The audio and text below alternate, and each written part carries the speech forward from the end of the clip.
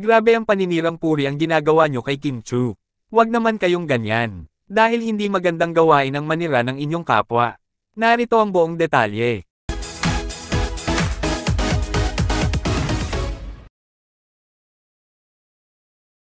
Mangingibabaw nga naman talaga di umano ang isang komento ng netizen na pilit binabato ng masasamang akusasyon si Kim Chu. Kapansin-pansin nga daw ito dahil bukod tanging siya nga lamang ang may komento doon ng hindi maganda kay Kim Chu. Narito nga ang kanyang komento na di umano'y dismayado sa ugali na ipinakita ni Kim Chu. Totoo pala yung sinabi sa ibang comment sa Facebook.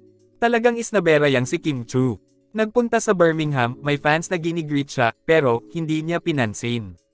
3 beses nag-hello ang fans niya, pero hindi niya pinansin. Girl, wala ka sa kinatatayuan mo kung wala kang fans. Mahalin mo ang fans mo. E di sana, hindi ka nalang nagpunta sa Birmingham. Nag-effort pa fans mo na makita ka. Tapos, panay tago ka. Ba't ka pa nag-artista? OMG, kitang-kita ko ang nangyari. Very sad. Dagdag pa nga ng netizen na nakakasad na ganun pa ang ma-experience ng iba nating kababayan. Kahit pagod siya, sana hindi siya nagpakita ng ganun. May hawak silang video na nagtatago si Kim. Ayaw magpa-picture. Hindi nga ito pinalagpas ng mga fans at supporters ni Kim Chu. Na di umano'y, isang paninira lamang para kay Kimi ang nais nito. Dahil kakagawa nga lamang daw ng kanyang Instagram account at ang akusasyon nga niya, ay walang naging basehan. Dahil lamang di umano sa isang pangyayari, ay nagkaroon na sila ng maling impression para kay Kim Chu.